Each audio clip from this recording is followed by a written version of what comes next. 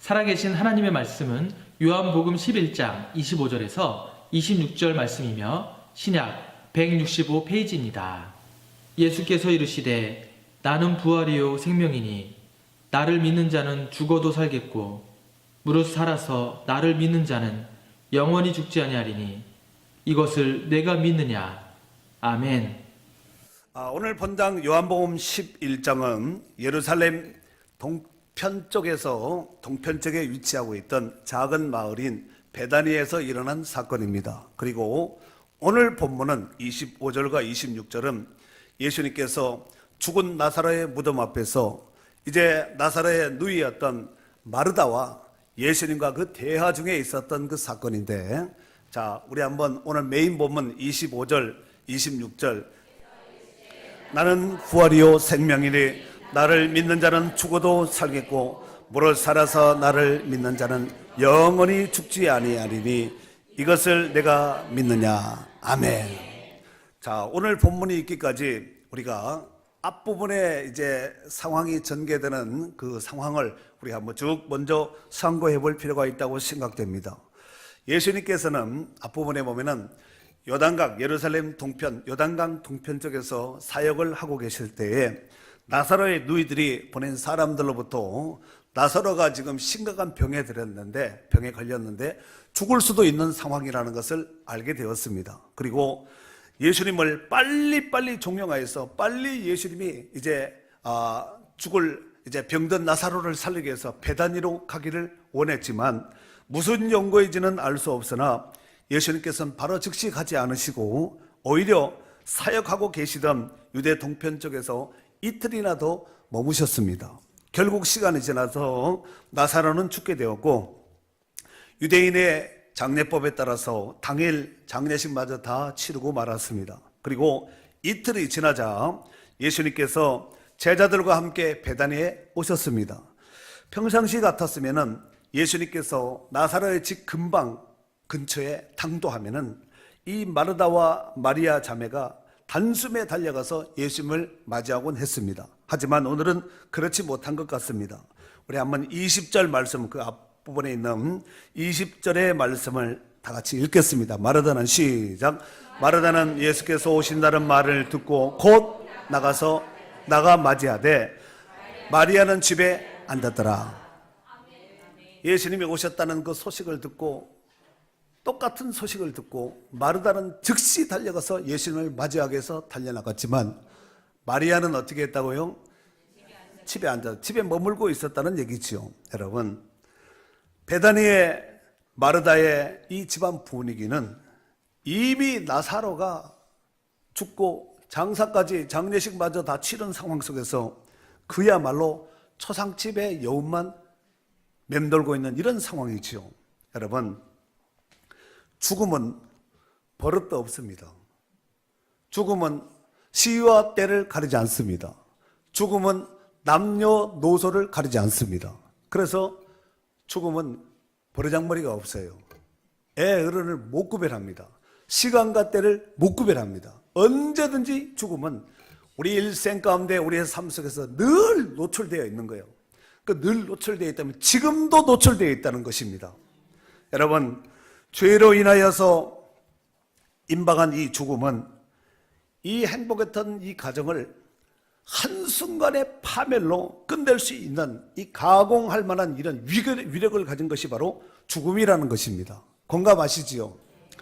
다행히 예수님께서 이제 마르다의 집 근처에 이제 거의 가까이 오셨다는 이 소식을 듣고 두 자매가 있다가 이 소식을 듣고 언니인 마르다가 즉시 예수님을 맞이하기 위해서 쫓아나갔습니다. 하지만 시리에 빠진 동생 마리아는 움직일 여력조차도 없어서 마중도 못 나가고 어쩌면은 집안에서 손이 풀린 모습으로 턱 이러고 있는 모습이 되지 않았겠나 생각을 해보았습니다. 마침내 마르다가 자신의 집을 향하여 오시는 예수님께 나가서 마중을 하고 안타까운 모습으로 이와 같이 이제 예수님께 한마디 하지요. 21절과 22절에 보면은 주께서 여기 계셨더라면 내 오라버니가 죽지 아니하였겠나이다. 그러나 나는 이제라도 주께서 무엇이든지 하나님께 구하는 것을 하나님이 주실 줄 아나이다. 주께서 여기 계셨더라면 이 마르다가 이 한마디 했을 때 아마 예수님도 우리 같은 인성을 가지고 계신 예수님인지라 아마 억장이 무너졌으리라 생각됩니다.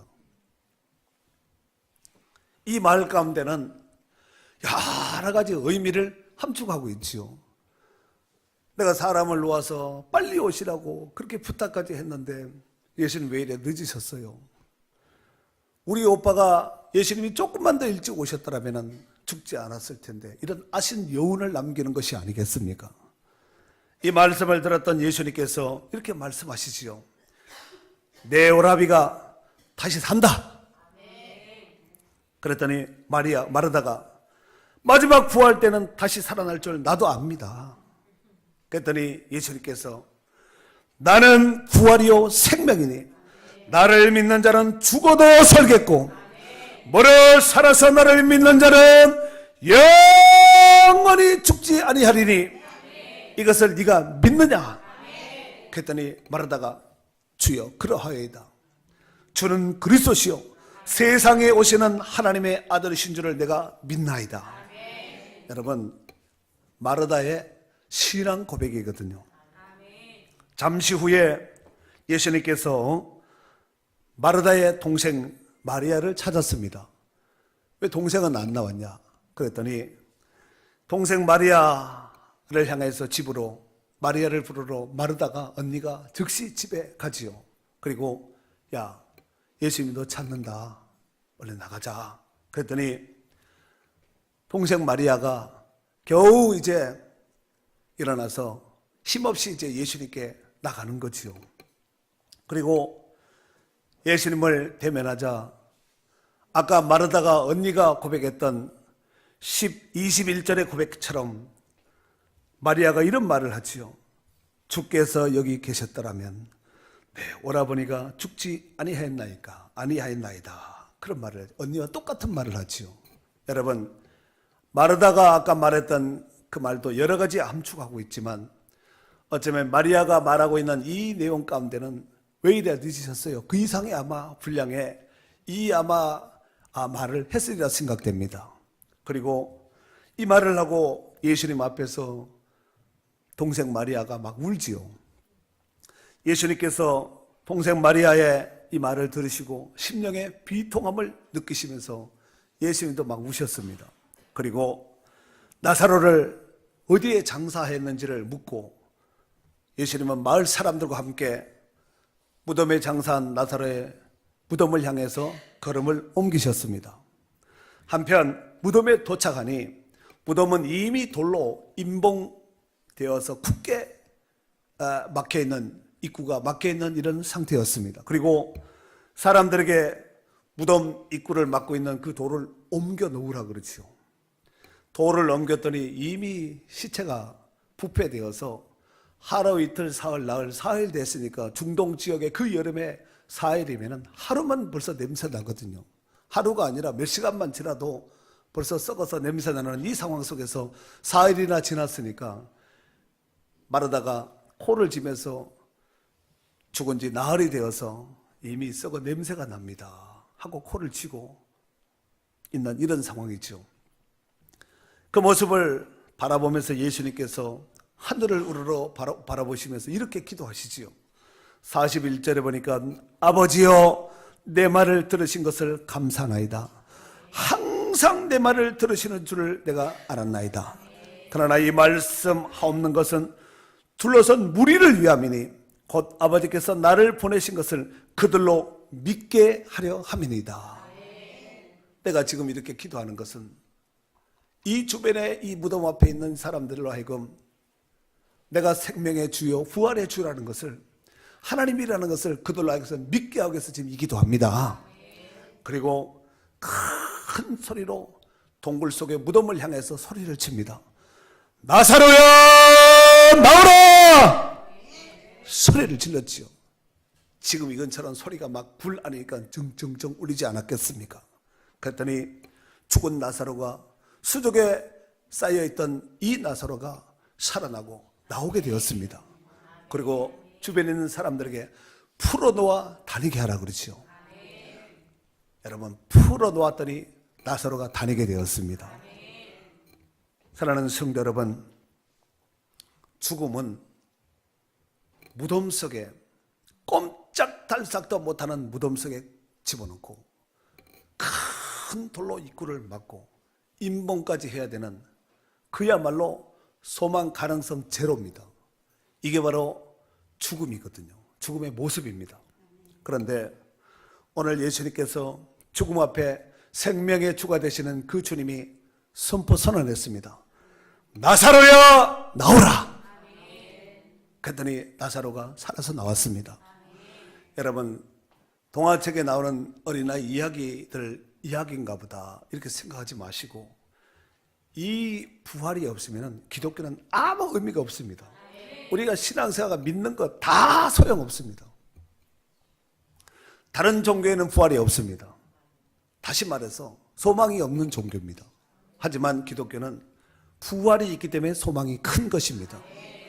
오늘 나사로를 그 죽음이 엄습되어 있는 칙칙하고 눅눅한 그 동굴을 향해서 죽어있고 썩어서 냄새나는 그 누이도 코를 막고 이미 죽어서 냄새가 나나이다 하면서 가족들도 혈육도 피하는 이 죽음 앞에서 예수님께서 나사로야, 나오라고 선포했을 때 나사로가 살아나게 되었고 나오게 되었습니다.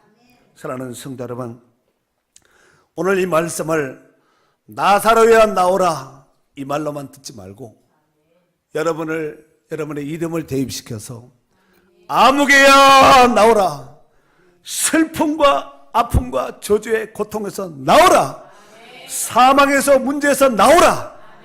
주의 음성이 될 수 있기를 주의 이름으로 축원합니다.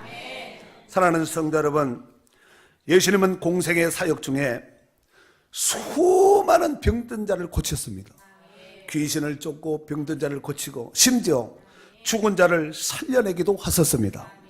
이를테면 마태복음 9장 25절 이하에 보면은 야이로의 회당장 야이로의 딸을 살려냅니다. 누가복음 7장 11절 이하에 보면은 나인성의 과부의 아들을 살려냅니다. 그리고 요한복음 4장 46절 이하에 보면은 가버나움의 왕의 신하의 아들을 살려냅니다. 그리고 결정판과 같은 오늘 본문에 죽은 지 나흘 되어서 썩어서 냄새나는 이 나사로를 살리셨습니다. 죽은 자가 살아난 것도 기적이지만 썩어서 냄새나는 나사로를 살리신 것은 기적 중에 기적입니다.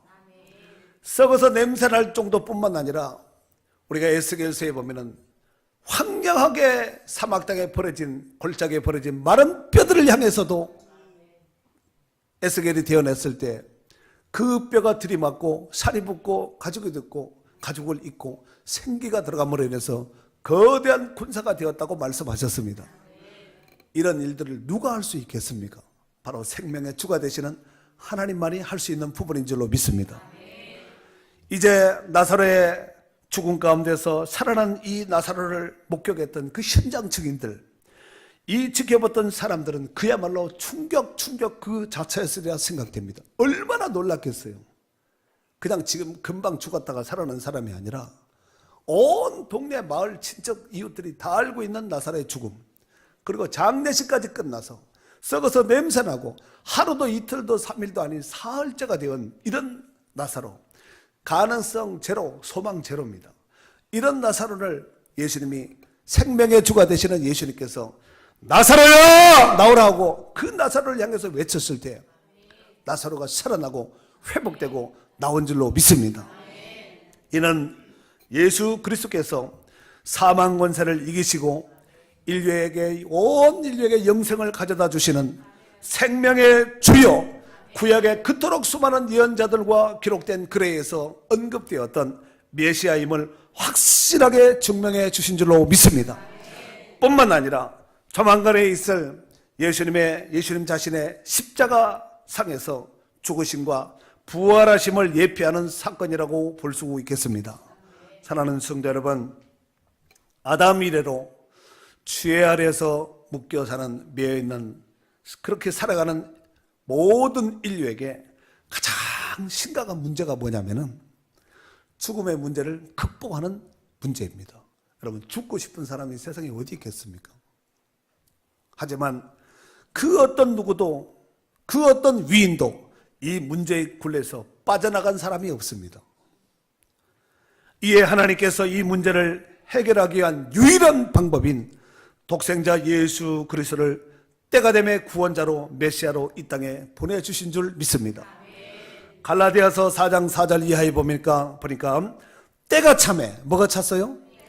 하나님께서 구원을 계획하기 위한 온 인류를 건지기 위한 그 구원의 때가 참에 하나님께서 그 아들을 보내서 여자에게서 나게 하시고 율법 아래 나게 하신 것은 율법 아래 있는 자들을 속량하시고 우리도 아들의 명분을 얻게 하려 하심이라 그랬어요. 율법 아래 매였다는 것은 사망과 저주 가운데 매여 있는 자들을 건지시기 위해서 바로 그 아들을 보내셨다는 것입니다. 사랑하는 성도 여러분, 천하를 호령했던 역사 속의 수많은 인물들, 위인들도 이 죽음 앞에서는 속수무책이고 답이 없습니다. 그들은 죄의 결과로 인한 죽음의 관문을 뛰어넘지 못하고 지금도 무덤이 있고 지금도 사망 가운데 매여 있지 않습니까? 하지만 우리의 구원자 되신 예수 그리스도는 죽음에 매여 있는 나사로를 향해서 큰 소리로 외치면서 나사로야 나오라 그랬어요. 여러분을 잠식하고 여러분을 붙들고 있고 여러분을 사망 가운데 몰고 가는 그 문제가 무엇입니까? 오늘 예수님께서 예수 그리스도는 어제나 오늘에 영원토록 동일하시다 그랬거든요. 그때 그 예수님이 아니라 지금 예수님입니다. 지금 그 예수님께서 우리의 문제 가운데 매여 있고 묶여 있고 잡혀 있는 이 문제 속에서 나오라는 거예요. 그렇다면 저와 여러분이 나와야 될 문제는 무엇입니까? 나와야 되거든요. 나오면 삽니다. 산 자는 더 이상 무덤에 있을 필요가 없습니다. 더 이상 묶여 있을 필요도 없습니다. 더 이상 굴 속에서 턱 갇혀서 컴컴하고 칠흑 같은 음습한 그곳에서 있을 필요도 없습니다. 할렐루야! 죽었던 나사로가 무덤에서 이 음성을 듣고 어떻게 살았냐면은 1시간 뒤에 며칠 뒤에 살아난 것이 아니라 즉시 살아났습니다. 여러분, 죽음이 엄습한 공동묘지가 예수님으로 인해서 순식간에 기쁨과 환희가 넘치는 잔치집이 되어버린 거예요. 마르다와 마리아는 꿈인지 생신지 아마 서로 막 기뻐 뛰면서 그렇잖아요. 볼도 꼬집어보고 이게 진짜인가 꿈이 아닌가 오빠가 맞는가 하고 확인하면서 얼마나 놀랍고 기쁘고 감격이 넘쳤겠습니까? 예수 그리스도께서는 인류가 극복하지 못한 죽음의 문제의 해결자 되심을 오늘 썩고 냄새나는 무덤가에서 나사로를 살림으로써 예수님께서 생명의 주가 되심을 확실하게 보여준 사건인 줄로 믿습니다. 그래서 오늘 마르다 앞에 25절, 26절 한 번 더 읽겠어요. 이것은 그냥 읽어서 안 되고 믿음으로 읽으셔야 됩니다. 읽겠어요. 시작. 예수께서 이르시되 나는 부활이요 생명이니 나를 믿는 자는 죽어도 살겠고 무릇 살아서 나를 믿는 자는 영원히 죽지 아니하니니 이것을 내가 믿느냐? 이것을 네가 믿느냐? 내가 부활이요 생명의 메시아요 그리스도인데 이걸 지금 네가 믿느냐? 이렇게 말씀하고 있습니다. 예수님과 대화하고 있던 마르다가 생각하고 있던 그 부활은 장차 부활을 고백한 것이에요. 마르다가 생각하고 있었던 부활 24절 읽겠어요. 시작. 마르다가 이르되 마지막 날 부활 때는 다시 살아날 줄을 내가 아나이다. 여러분, 이 부활 신앙도 이 고백도 참 귀한 고백입니다. 마지막 때가 되면 반드시 부활할 겁니다.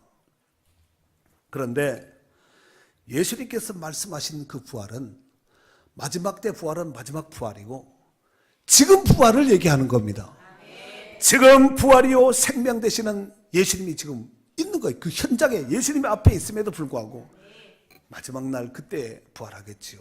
여러분, 성경은 제가 성경을 말할 때 늘 고백하는 것이 예수님이 그리스도다. 예수가 그리스도다. 이게 안 뚫리면 성경이 다 안 뚫립니다. 그러나 예수가 그리스도다. 이게 뚫리면 성경이 다 뚫립니다. 다 뚫리지는 역사가 있기를 바랍니다. 이게 뚫려야 되니까 예수님이 그리스도다. 예수님이 메시아다. 예수님이 구원자다. 이게 안 뚫리면 성경이 안 뚫린다니까요. 졸음책입니다. 졸음책. 그러나 예수님이 그리스도다. 이게 뚫리면은 신약 신구약이 다 뚫리게 되어 있습니다. 얼마나 쉬워요. 근데 이게 성령으로 말미암지 않고는 이게 안 되는 거예요. 그러므로 무엇보다가도 성령의 충만함을 받고 성령을 의지해야 되고 성령과 동행하는 자가 되어야 될 줄로 믿습니다. 오늘 예수님의 부활은 장차 부활이 아닌 지금 부활이고 지금 생명이신 예수 그리스도를 말하고 있는 것입니다. 그래 예수님은 나사로를 살림으로써 자신이 생명의 주가 되심을 확실하게 나타내 주셨다는 사실입니다. 그리고 이 사건은 종례에는 예수님 자신이 십자가에서 죽으시고 3일 만에 부활하심으로 생명의 주가 되심을 확실하게 표명해 주신 줄로 믿습니다. 자, 여러분 복음의 엑기스는 복음의 원액은 예수님이에요. 예수님 없는 복음은 꽝입니다.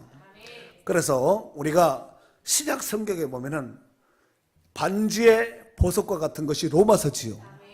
사도 바울은 로마서를 통하여서 복음의 원석 되시는 예수님에 대해서 이렇게 표현을 했는데 로마서 1장 2절에서 4절까지 한번 찾아서 읽겠습니다. 그래도 성경 가지고 오셨으니까 한번 이렇게 찾아서 보셔야지. 자, 복음의 원석이신 예수 그리스도. 자, 로마서의 관점으로는 이렇게 표현을 하고 있는데 로마서 1장 2절에서 4절이에요. 읽겠습니다. 시작. 이 복음은 하나님이 선지자들을 통하여 그의 아들에 관하여 성경에 미리 약속하신 것이라. 그의 아들에 관하여 말하면 육신으로는 다윗의 혈통에서 나셨고 성결의 영으로는 죽은 자들 가운데 부활하사 능력으로 하나님의 아들로 선포되셨으니 곧 우리 주 예수 그리스도시니라. 예수님이 바로 그리스도라는 거예요. 이게 뚫리면 성경이 다 뚫린다니까요.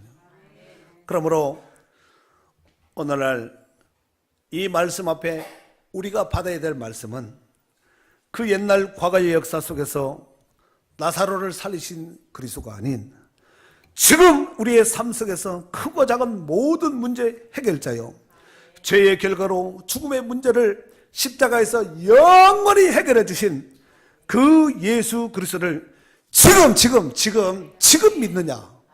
아멘. 지금 믿어야 됩니다. 옛날에 믿었는데 지금은 잘 안 믿어져. 이러면 안 되고 앞으로 믿을 거야 하면 안 되고 지금 믿느냐? 아멘, 아멘. 그럼 제가 질문을 해보겠습니다. 여러분은 어떤 것 같습니까? 지금 믿고 있습니까? 이분 아멘인데 마음이 아멘이 안 되신 분들은 정말 하나님의 긍휼하심을 구해야 됩니다. 그것이 사는 길이기 때문에 그렇습니다. 여러분은 지금 내 삶의 현장에서 역사하시는 예수 그리스도를 믿습니까? 여러분은 내 삶 속에서 어떤 형병과 상황 가운데 묶이고 매여있는 이런 문제 속에서도 그 주님의 역사하심을, 지금 역사하신 그 주님을 믿습니까?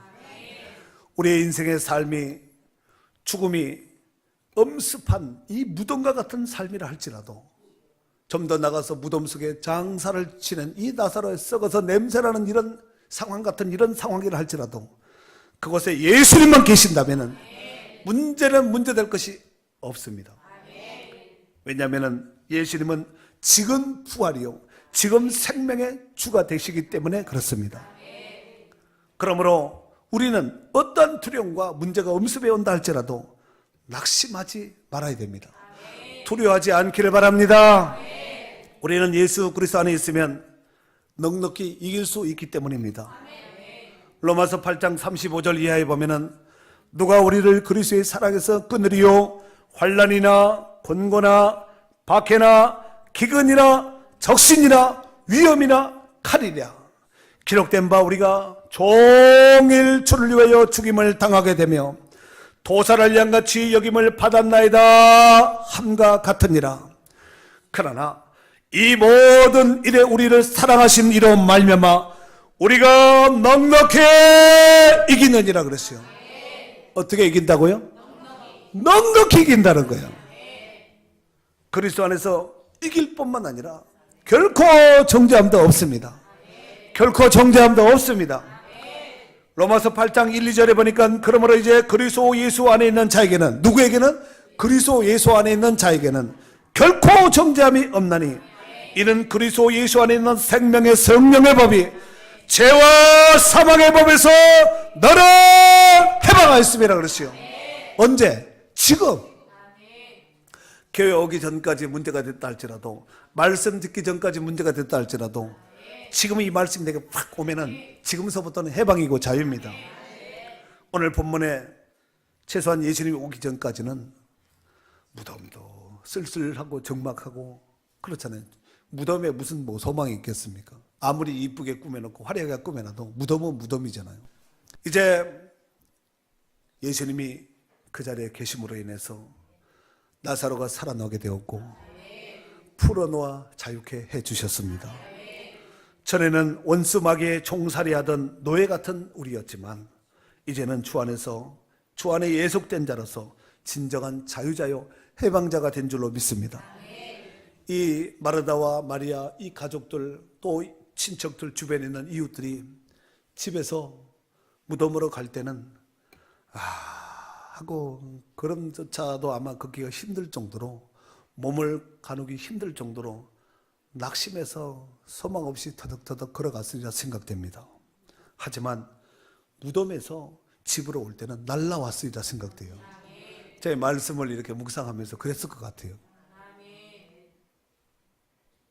그러지 않겠습니까? 그러면은 갈 때와 올 때 그 차이가 무엇일까요? 갈 때는 나사로 없이 갔고 올 때는 나사로가 있이 간 거예요. 나사로는 기쁨이에요. 이 기쁨을 누가 주셨습니까? 바로 생명의 주가 되시고 부활의 주가 되시는 예수님이 나사로에게 생명을 준 거거든요. 여러분, 산다는 건 정말 좋은 일이에요. 정말 자는 것처럼 신나는 게 없어요. 성경에 보니까 산 개가 죽은 사자보다 낫다 그랬습니다. 그리고 이 잔치집에 수많은 사람들이 모였거든요. 왜냐하면 이 잔치가 무슨 잔치냐면은 나사로가 살아나서 기쁨으로 잔치를 배설하고, 또 말하다가 300다나리온 되는 한 3천만 원 되는 이런 향유를 갖다 예수님 발에 부었어요. 오늘 아침에 향수 뿌리고 오신 분 있어요? 주변에 냄새 나면은 이 사람 향수 뿌리는 거 느낄 수 있지요. 칙칙해도 반나절 내지는 하루 종일 갑니다.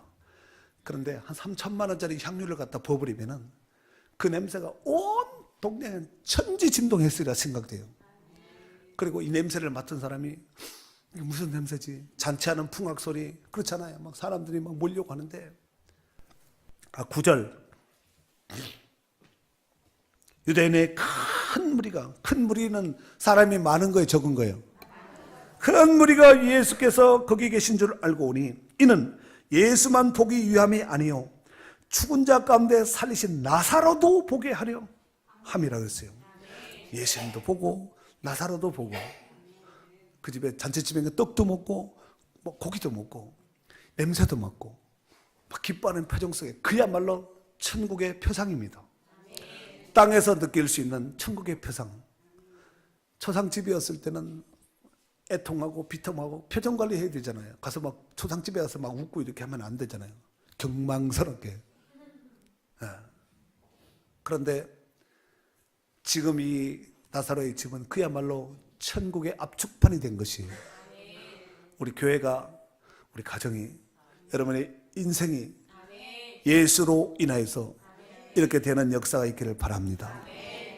누가복음 4장 18절 이하에 보면은 누가가 표현한 이 땅에 오신 예수님의 사역에 대해서 이렇게 소개했습니다.